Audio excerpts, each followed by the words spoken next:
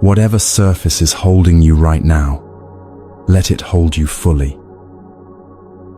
These stories will do their work without effort from you. A dying man who discovers the only thing that follows him. A woman with one coin and one lamp, whose offering could not be extinguished. A child with both hands full of dirt, kneeling.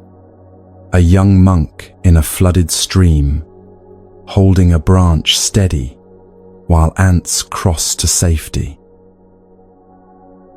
Each one a record of an actual life in which the quality of mind behind a single act changed everything that followed.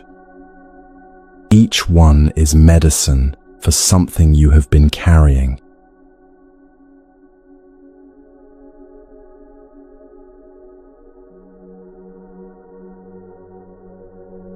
The first story comes from some of the oldest recorded teachings in the Buddhist tradition, preserved in the Chinese Agama Sutras, oral teachings compiled over 2,000 years ago from the direct lineage of early Buddhism.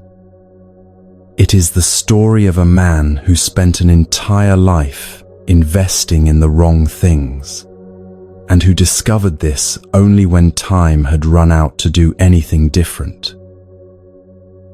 He has no name in the text. He is simply a man of considerable means, which is to say, a man who had arranged his life around the things that means can purchase, and who had been, by every visible measure, successful at the arrangement. His household was well ordered, his reputation solid, his daily comforts reliable in the way only long familiarity with wealth makes them. He had spent decades accumulating what a careful life accumulates: property, standing, relationships, both useful and genuine, pleasures, both refined and ordinary. In the eyes of his world, and for most of his years in his own, he had done well. He had 4 wives. In the world this story comes from, this required no explanation. What the teaching depends on entirely is the quality of attention he gave to each one, because the 4 wives, as you will see, are not about marriage at all. His 4th wife, he adored. She was beautiful and graceful, and he poured into her, keeping every resource his position allowed: the finest clothing, the choicest food, constant and elaborate attention. Whatever she wanted arrived before she had quite finished wanting it. He thought about her when other matters demanded him, thought about her with the particular vigilance that accompanies the fear of loss, though he would not have named it fear. He had organized his inner life around her, the way a person organizes themselves around something they are terrified to be without, quietly mistaking the terror for love, the anxiety for devotion. She had become, over years, and without his quite deciding it, the fixed point around which everything else revolved. He believed this was because she mattered most. It would be more accurate to say she frightened him most, that the thought of losing her was the thought he most worked to avoid, and that avoidance had shaped an entire life. His 3rd wife he was proud of, the quiet, settled pride of a man who believes his choices have made him someone worth being. She was accomplished and admired, and her presence in his life felt like evidence that his judgment had been sound, his standing deserved, his life assembled correctly. He showed her to company with a restraint that was itself a form of display. Their relationship had the warmth of mutual confirmation. She reflected him well, and he valued her for it in the particular way. A person values something that keeps telling them they are right. His second wife had been beside him a long time. She was practical, capable, unfailingly steady when difficulty arrived, the kind of presence a person reaches for automatically in a crisis, without pausing to feel grateful for the reaching. She managed what needed managing, absorbed what needed absorbing, and asked of him mainly that he lean on her when he needed to, and treat that leaning as ordinary. He did lean on her. He did treat it as ordinary, having long since stopped experiencing her steadiness as something that could be otherwise. And his first wife, the one who had been with him longest, present before any of the others arrived, he had, across the years, and without any single decisive act of unkindness, almost entirely neglected. She never demanded anything that could not be deferred. She never manufactured urgency or made herself impossible to overlook. She was simply there, faithful and available, and because she never left, he had stopped believing her presence required anything from him. He gave her what remained after the other three had been tended, which was, most days, close to nothing. There were mornings he meant to attend to her, and did not. There were evenings he recognized her patience, and told himself he would do better tomorrow. He would have said, if asked, that he cared for her. He would have meant it. But caring, in his case, had long since become a word he used in place of an act he performed. Then he became ill. Not suddenly. Serious illness rarely arrives suddenly. It announces itself in stages, each one slightly more final than the last, until the morning when all the stages resolve into a single, undeniable clarity. He lay in his bed and felt the solid architecture of his life beginning to shift under him. The property, the reputation, the carefully maintained comforts. He could feel, with a precision he had never permitted himself before, how little any of it had to do with him. It had always been arranged around him, like furniture in a room. But furniture is not the room, and lying still while the illness did what it would do, he was discovering that the room had always been emptier than he had believed. What frightened him most was not death itself. It was the prospect of facing it alone, of arriving at something enormous with no one beside him. He called for his fourth wife, the one he had given everything, organized everything around, spent a lifetime afraid of losing. He told her what the illness meant, and with the directness that terminal illness licenses, he asked her to go with him, to accompany him into whatever followed. She looked at him with genuine sorrow. The sorrow was real, and he could see it was real, and he received no comfort from seeing it. She could not follow him where he was going. She had her own life to return to. She was sorry. He waited for the weight of this to settle, and then called for his third wife. Surely the life they had built together the life that had seemed so confirmed, so meaningful, so correctly assembled, had some gravity that extended past the edge of his own. She was kind, and she was honest. She would walk beside him to the funeral ground and make certain he was properly attended. But beyond that, into whatever waited after, she could not go. He called for his second wife. She came with tears already forming.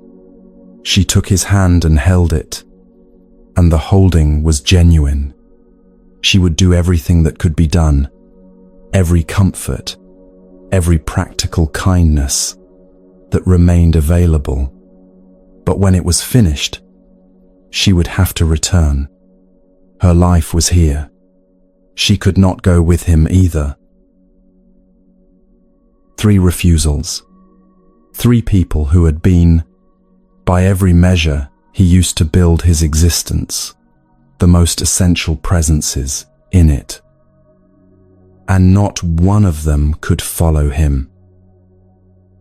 The silence after the 3rd refusal is where the story pivots.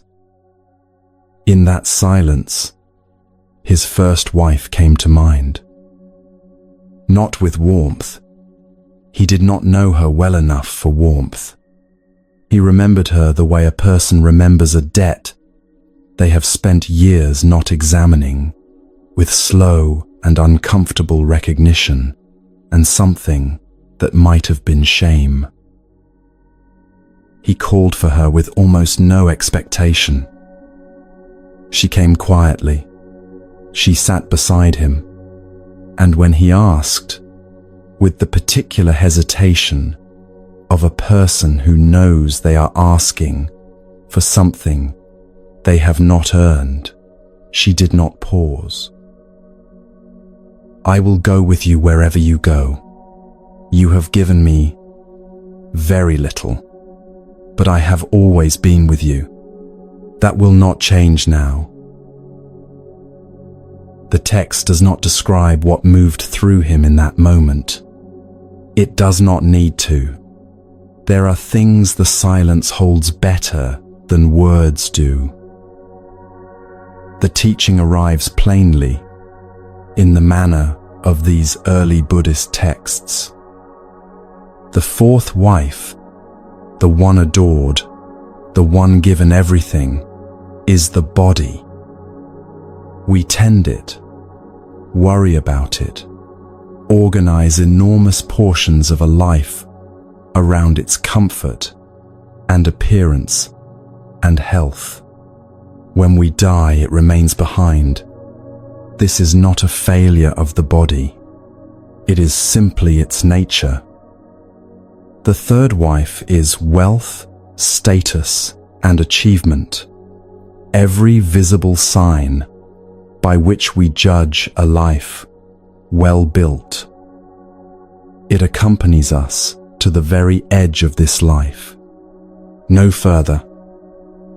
The 2nd wife is everyone who loves us, family, friends, the whole community of relationship whose grief at our leaving will be entirely real. They will carry us as far as love can carry anyone. Their love has a boundary, and that boundary is the perimeter of their own living. The 1st wife is the quality of intention behind every act of the mind. Every moment of genuine patience chosen when impatience was easier. Every time honesty was chosen when convenience was available instead. Every small act of care given without audience, without calculation, without any expectation of being noticed or thanked.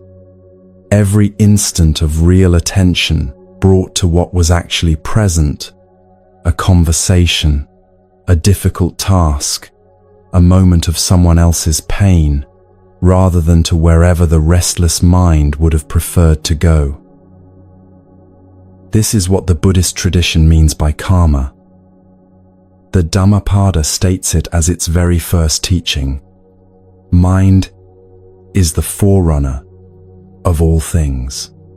Karma is not punishment, not a ledger of wrongs compiled against us.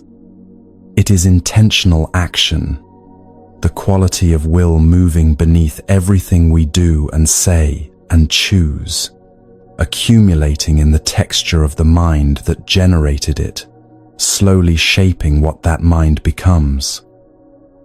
The first wife follows because she has never been separate from the one she follows.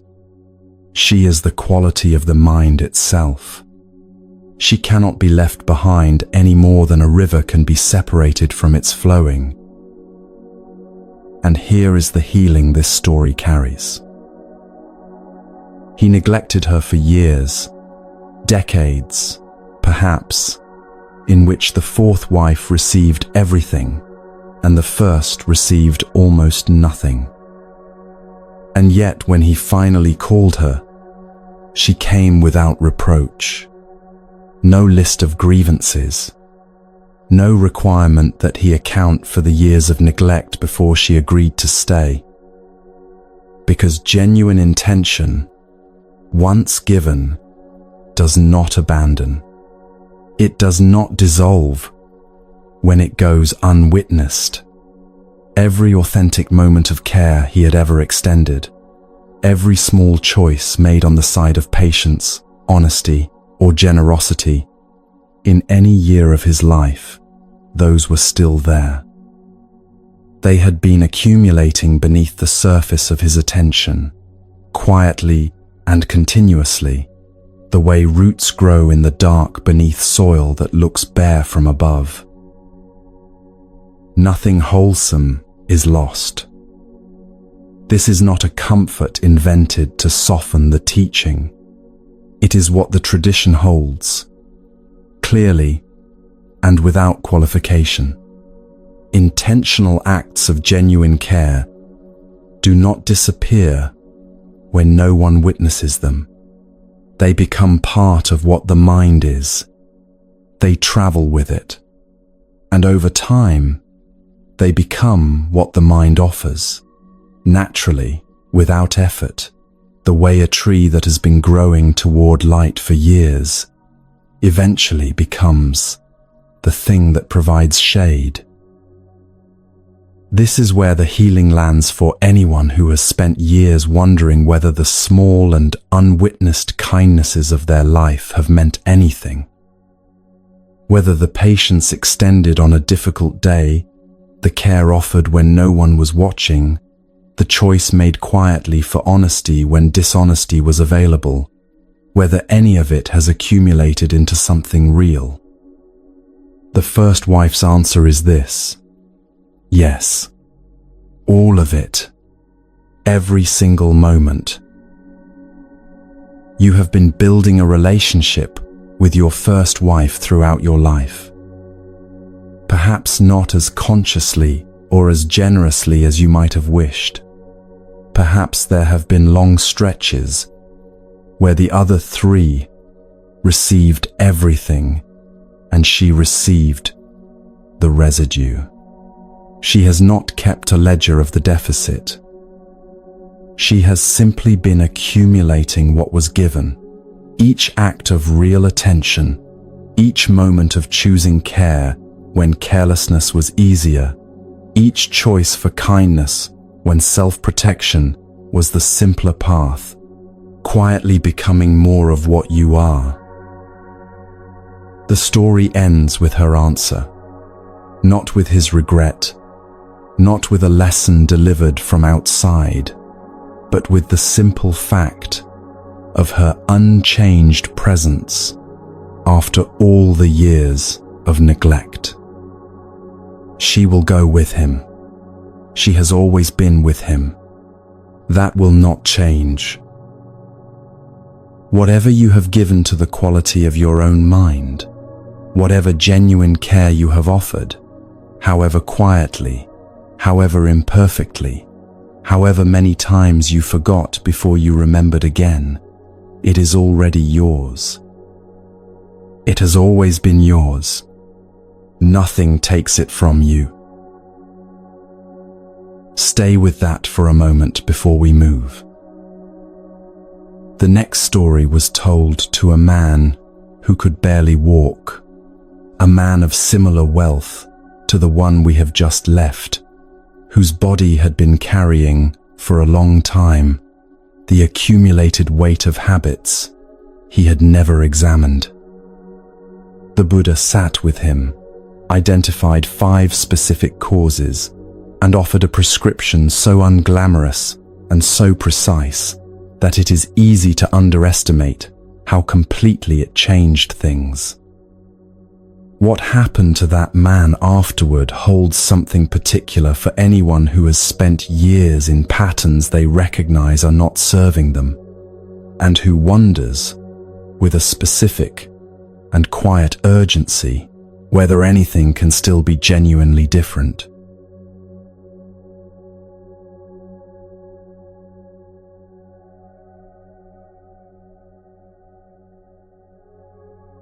The body keeps records, not in any way it announces, not through deliberate filing or clear documentation, but through the slow and patient accumulation of consequences. Every repeated choice leaves a physical trace. Every sustained habit of mind eventually becomes legible in the body that has been carrying it, quietly registering everything across months and years, until the record grows impossible to overlook. The body is the autobiography of what the mind has been doing. It writes honestly, without flattery, and it continues writing until the day when someone finally reads what it has been saying all along. This is the frame in which the next story lives. It comes from the Anguttara Nikaya, one of the 5 major collections of the Pali Canon, in which thousands of the Buddha's discourses are organized by number, each sutta grouped according to how many items its central teaching contains. One of the oldest compiled records of Buddhist teaching we possess, and it records this particular encounter with the plainness of someone transcribing what actually happened rather than constructing what should have. The man was wealthy. He had been wealthy long enough that comfort had ceased to feel like a choice, and had become simply the unremarkable texture of each day. Abundant food, reliable ease, no pressing requirement to exert himself beyond what the day called for. And the day, for a long time, had called for almost nothing.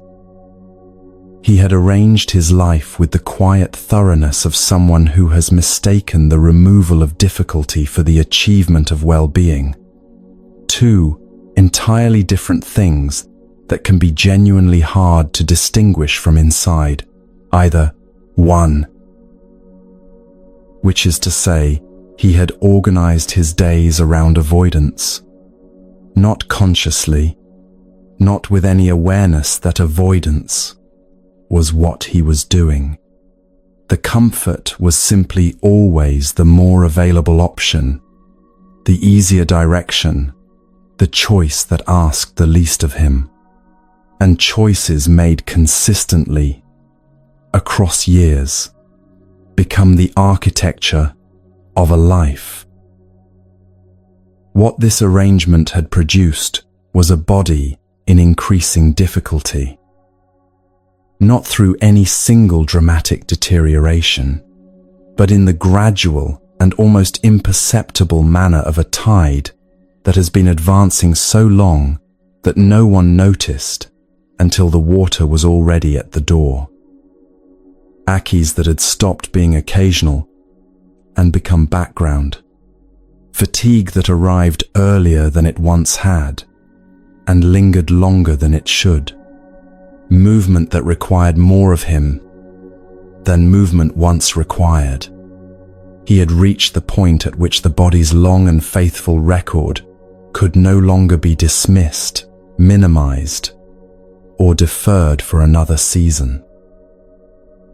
He had considered other options before coming, as people in difficulty tend to do, other consultants, other remedies, the possibility that what his body was telling him could be managed without being honestly examined.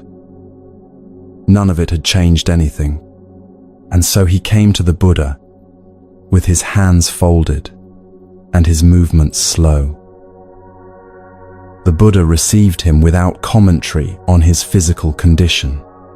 No visible assessment, no adjustment of manner, just the quality of attention the texts consistently associate with the Buddha's presence, complete, unhurried, as though this man and this moment were the only thing in the world that existed. The man described his condition.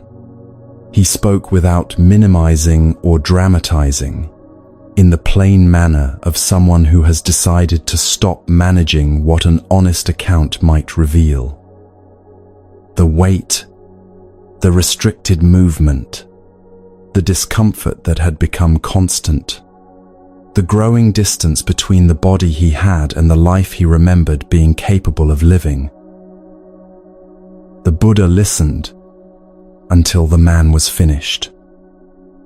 Then he asked a question that no one had apparently thought to put to this man before. Would you like to know the causes? Not the symptoms, not the diagnosis in any medical sense. The causes, the patterns behind the symptoms, the habits of mind and action that had been quietly generating this condition long before it became visible in the body. The man said yes. 5 causes followed, named with the steady precision of someone who has observed the same patterns in human lives across many decades and has long since stopped being surprised by how reliably they reproduce themselves. The first cause was eating without moderation.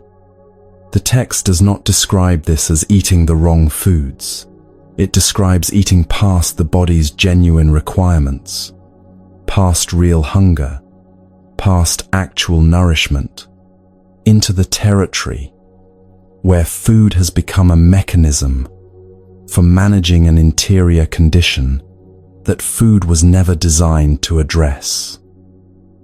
The mind that reaches for food in this way is substituting one thing for another, using appetite as a vehicle for something that has no appetite, a discomfort, a restlessness, a quiet unfulfillment sitting below the level of conscious attention. And with each repetition, the substitution deepens. The body registers what it is receiving, and the pattern becomes harder to see for what it is, because familiarity makes invisible what was once obvious. The second cause was sleeping beyond genuine rest, the sleep of a mind that has found in unconsciousness a reliable method of withdrawing from the full weight of a day it finds too demanding, too tedious, or too uncertain to stay present with. There is a quality of sleep that returns a person to themselves, and a quality of sleep that removes them from a life they are not yet ready to inhabit fully. The body can tell the difference, even when the mind has been refusing to for years. This is a pattern deeply familiar to anyone who has spent a period of their life tired in a way that sleep did not address, not the exhaustion of genuine effort, but the specific depletion of a person who has been half present in their own life for a long time. The third cause was organizing the day around pleasure as its central purpose. The Buddha was not teaching that pleasure is wrong. He was observing something more precise. a mind that reaches for pleasure reflexively, as its first automatic response to any friction or discomfort, gradually loses its capacity to stay present with difficulty. And that capacity to remain with what is difficult long enough to understand it is precisely the capacity through which genuine learning occurs, through which relationships deepen, through which a person learns anything of lasting value from their own experience.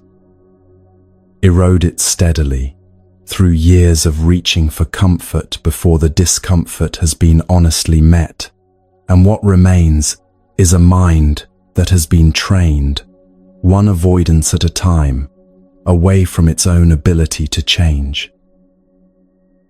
The fourth cause was acting without reflection, moving through days and years on the momentum of established patterns, without pausing to ask whether those patterns are producing what the life actually requires.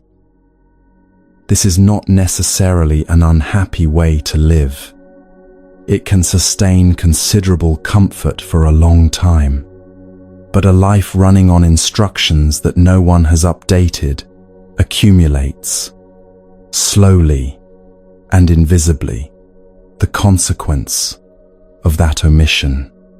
The gap between what the habits produce and what the life genuinely needs keeps widening, and the body, which has been recording everything faithfully, eventually speaks loudly enough to require a response. The fifth cause was the absence of any regular activity in genuine service of others. Not the absence of busyness. The man was occupied with his own affairs. The specific absence the Buddha identified was this: no sustained act whose primary purpose was the benefit of anyone other than himself. A life arranged entirely around its own maintenance, and comfort develops, over time, a particular interior quality, a slow contraction, a narrowing of the world the mind can inhabit, as it grows increasingly occupied with its own contents and less responsive to what lives outside them. 5 causes, 5 patterns of mind expressed in the body's condition. The distinction the Buddha drew by naming causes rather than issuing a verdict is one of the most quietly significant things in this story. He did not say, "You have lived poorly, and this is what poor living produces." He named patterns, patterns that are specific, patterns that can be addressed. The difference between being told you have a flawed character and being shown 5 workable causes is the entire distance between helplessness and genuine possibility. The Buddhist tradition returns to this distinction again and again. Suffering arises from causes and conditions, which means it can be changed. That is the most compassionate thing it is possible to say to a person in difficulty. Not that they are broken, that something is causing this, and causes can be worked with. The man received this without argument, perhaps because the precision of what he heard left no foothold for defense, perhaps because being seen clearly, without judgment, produces a particular interior effect, a relaxation of the habitual effort to protect the story one has been telling about oneself. He sat with the 5 causes the way a person sits with something they have, in some quiet part of themselves, always known. The prescription asked nothing heroic. Eat to genuine satisfaction and stop there. Find some regular form of contribution to others, not grand, not witnessed, simply present and consistent. Pause before acting, often enough that the pausing becomes reflex. Walk. Small redirections, each one modest enough to actually sustain, together sufficient to begin shifting what the body had been asked to carry. He left. Time passed.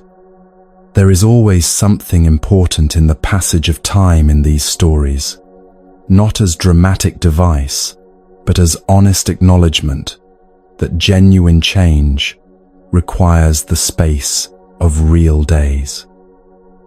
It cannot be compressed or rushed. It requires being lived. And then the man returned. He moved with an ease that had not been visible in him before. Not radically altered, recognizably himself, the same face and the same history, but with something released in the body that had been held there under accumulated habit for years. He could walk without the conscious effort that walking had required. The chronic discomfort had quieted. His face held the quality of a person who has stopped being in active conflict with the body they live in, who has recovered enough interior space to notice something beyond their own pain. He had the expression of someone who had stopped bracing, which is entirely different from the expression of someone who has never needed to brace at all. He was not performing recovery. The lightness was genuine, and genuine lightness cannot be manufactured. It arrives only when something that has been holding has finally been released. He told the Buddha the body was better. And then he said the sentence that lifts this story beyond what any story about physical health could hold. He said, "Now I want to understand what the mind is doing." The healing of the body had cleared enough space that a question had formed, one that could not have existed during the first visit, because the pain had been filling all the room where that question might otherwise have lived. The 5 causes had been addressed, and the addressing had worked, and the working had opened a door the man had not known was there. On the other side of that door was the inquiry at the center of this entire video. The Buddha's response is spare in the text, and its sparseness is deliberate. The worldly person nourishes the body. The wise person nourishes the mind. This is not a dismissal of what the body requires. What had just been done for the body had been entirely necessary and worth every effort. The teaching is about sequence and about source. The body is where the mind's habits eventually become visible, where years of intention and action arrive, finally, in physical form. Tend the body wisely, and it becomes capable of supporting deeper practice. But the body's condition is always, at its root, a downstream expression of what the mind has been creating upstream, which is not a weight to carry. It is the most liberating thing the tradition has to say.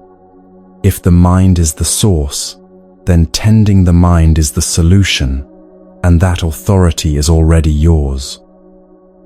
Your mind creates your karma, and this includes, specifically and practically, the karma of the body you are living in right now. The healing this story offers is available to anyone who recognizes themselves in it.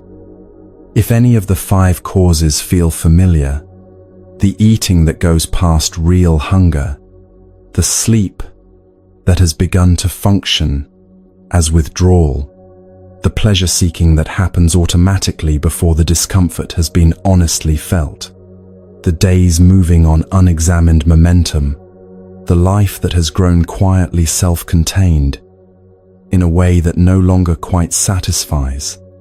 The story does not assign you to a verdict.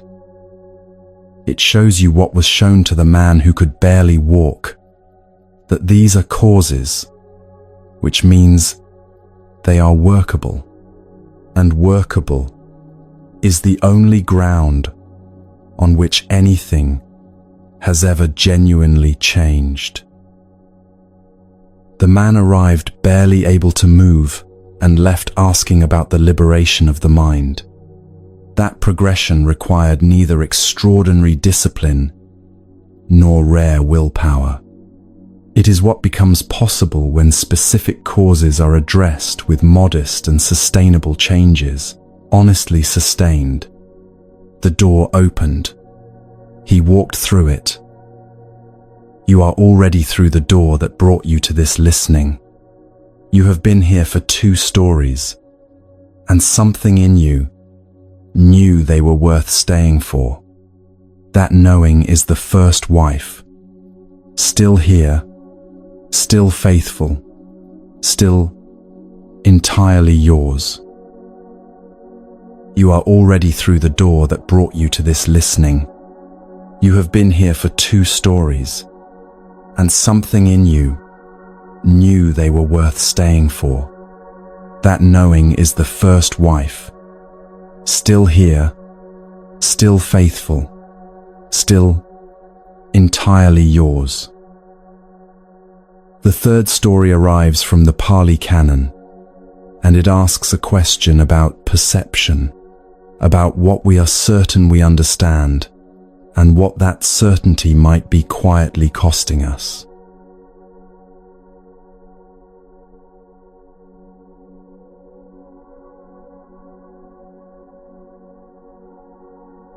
Certainty has a particular texture.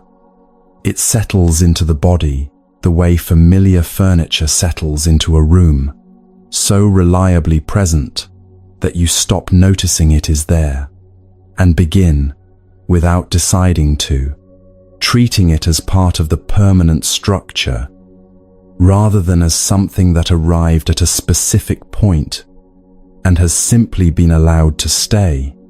Most of what we hold most firmly about our own lives, about why certain relationships have unfolded the way they have, about where our genuine limits are, about the shape of whatever difficulty has traveled with us longest, we hold with the interior quality of someone reporting what they have directly observed. The feeling of certainty and the feeling of accurate observation are, from inside either one, completely indistinguishable from each other.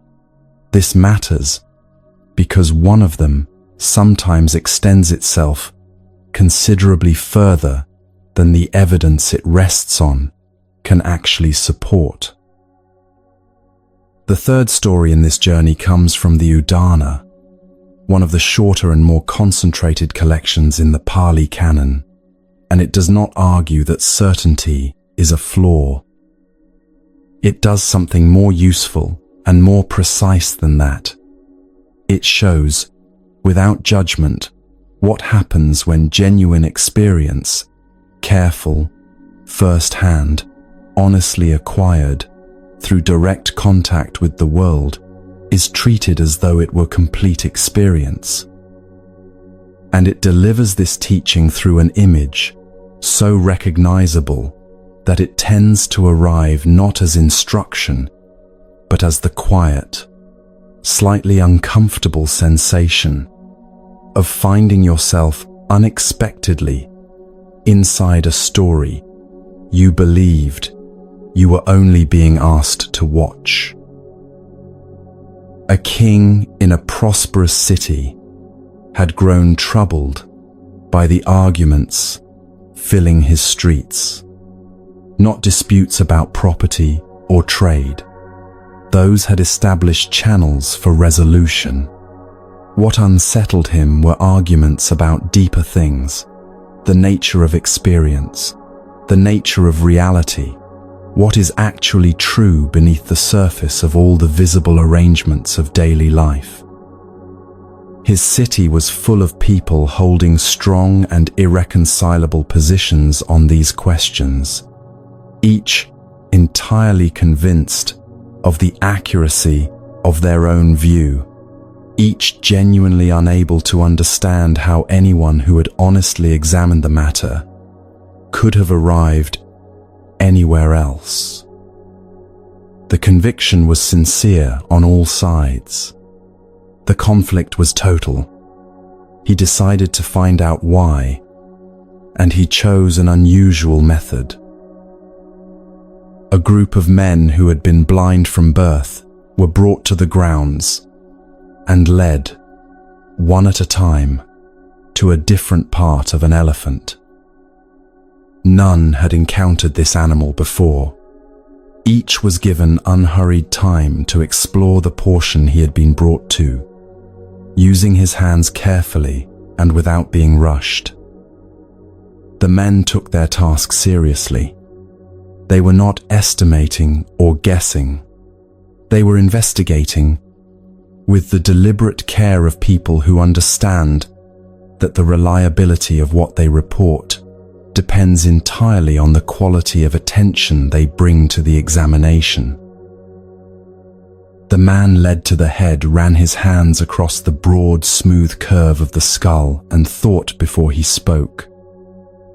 "An elephant," he said, "is like a large round pot, smooth, solid, substantial." He was right. The man led to the ear held the wide, soft flap of it and felt the particular way it moved. "An elephant," he said, "is like a winnowing basket." He was also right. The man who touched the tusk found something long, smooth, and slightly curved, harder than anything previously encountered in a living creature. The man who felt the trunk described something entirely different, long, hollow, extraordinarily capable of movement, unlike any fixed structure. The man who wrapped his arms around one of the great legs announced with complete confidence that an elephant was exactly like a post planted in the earth, cylindrical, dense, immovable at its base. The man given the tail held the thin cord of it between his fingers, listened to the descriptions coming from the others, shook his head slowly, and stated clearly that an elephant was unmistakably like a broom, and he could not explain what the others had been touching. Each man had been led to the same animal. Each had applied genuine care. Each had arrived at a conclusion perfectly consistent with everything his hands had actually found. Then the king brought them together. The argument was immediate and conducted with complete sincerity. Each man defended what he had felt, dismissed the other's accounts as the product of careless examination, and held his position with the settled energy of someone who knows precisely what he has touched. The exchange grew loud not because these men were unreasonable, but because sincere people, reasoning carefully from partial information, reliably arrive at incompatible conclusions and then argue about whose conclusion is the true one, rather than asking what might be absent from all of them at once. The Buddha, having observed this scene, named what he saw plainly. Teachers and seekers of many kinds, he said, each perceive one part of things and declare that part to be the whole of it, saying, "This alone is true, everything else is wrong." Each is accurate about what they have touched. Each has extended that accuracy beyond the ground it can honestly hold. Now the story turns towards something more personal than a king's courtyard. Think about the most settled belief you carry about whatever has caused you the most persistent difficulty. The explanation you have built for why it remains as it does, who shaped it, what it reveals, what it means for the possibilities still ahead. This explanation was formed through genuine experience. Real things happened. Real evidence accumulated. You were led to a part of the elephant, and you touched it with care, and what your hands found was genuinely there. And it is a portion of something larger than your hands have so far been able to reach. Here is where the karma teaching running through this video finds its footing inside this story. The mind creates karma through the quality of intention behind every act. The Dhammapada established this from its very first verse, and the four wives showed it across the texture of an entire life. But there is a question that sits upstream from intention. What is the mind actually working with when it forms its responses to the world? The answer, most of the time, is the accumulated set of certainties it has stopped examining, beliefs present long enough to have become invisible, experienced as walls rather than as furniture that could be moved. A mind operating from unexamined certainty attends selectively.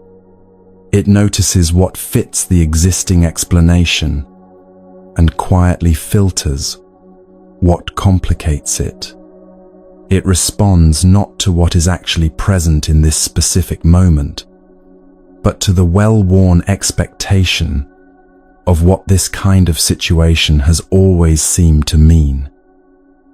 The actions arising from that filtered perception generate consequences consistent with the original certainty, sealing a loop that can sustain itself across months and years, with almost no genuine contact with the reality it believes it is accurately tracking. This is one of the quieter ways the mind shapes its own experience without noticing it is doing so, and it is entirely reversible. The healing this story carries is the specific relief of a long-held certainty being gently loosened. Loosened, not overturned. Those two experiences feel entirely different from inside them. Overturning asks a person to abandon what they know, and abandoning what you know feels like losing the ground underfoot. Loosening simply introduces the possibility that the elephant extends beyond the portion your hands have reached. That is not a loss. It is the arrival of space. Space where a question can form, where only a conclusion stood before. Space where an alternative becomes visible without the original experience being denied or diminished. Space where a person or situation that had been completely known becomes slightly and genuinely open again. What remains open has not yet finished offering what it holds. The blind men were not foolish. They were the entirely ordinary result of attentive minds working with incomplete information and no position from which the incompleteness could be perceived, which is not a failure of character, but the structural condition of being, located somewhere specific in a world that is everywhere larger than any single location.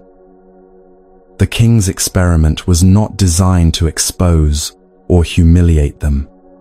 It was a provision, the introduction of a perspective wide enough that the whole animal became available, without requiring any man to surrender the genuine accuracy of what his own hands had found. You do not need to surrender what your direct experience has given you. What the story is asking for is smaller than that, and worth considerably more. It is asking for the willingness to hold your experience the way a careful navigator holds a chart of waters they know well, accurate within its documented range, genuinely reliable within those limits, and representing only a portion of a sea that extends past the chart's edges in every direction. The chart is real. The waters are larger. Holding both of these things simultaneously, without requiring them to resolve into a single consistent picture, is not confusion. It is the quality of attention that makes honest navigation possible. What shifts practically in the karma of ordinary moments when this willingness arrives? The quality of attention changes. A mind holding its certainties with some flexibility notices what a defended mind filters out. It responds to what is actually present, rather than to the anticipated repetition of what has always seemed to be present. The intention beneath its actions moves from defended to genuinely curious, and curious intention generates different consequences than defended intention does. Quietly, across ordinary days, in the texture of interactions that seem unremarkable, while they are happening, and reveal their weight only afterward. The conversation that always went one way discovers it can go another, not because anyone performed a dramatic transformation, but because one person brought to it a quality of genuine openness that made room for something new to occur. The willingness itself arrives as relaxation rather than effort. It is the settling that occurs when a person realizes they have been maintaining something without quite knowing they were doing it, and then stops. The blind men in their argument were working hard, defending positions, resisting challenges, sustaining the constant pressure that certainty demands when it meets equally certain opposition from every direction. The king's wider view did not ask them to argue with greater skill. It asked them to be still and look at what had been standing in front of all of them the entire time. 3 stories now, and a pattern between them is becoming clear. The man with 4 wives discovered that only the quality of his intention would follow him beyond everything he had accumulated. The man who could not move found specific, workable causes upstream in the habits of his mind. And the blind men discovered that the confidence of their perception had been quietly determining the boundaries of the world available to them. Each story is a different entrance to the same understanding. What the mind creates through its intentions depends entirely on what that mind is genuinely working with, and what it is working with depends considerably on how firmly it is holding what it has already concluded to be true. What the 4th story shows is what becomes possible the moment that holding softens, caught entirely off guard by something it could not have anticipated. A monk has rowed himself to the center of a lake, seeking the stillness that only distance from distraction allows. He finds it. He descends into a quality of interior quiet that is rare and genuinely hard-won.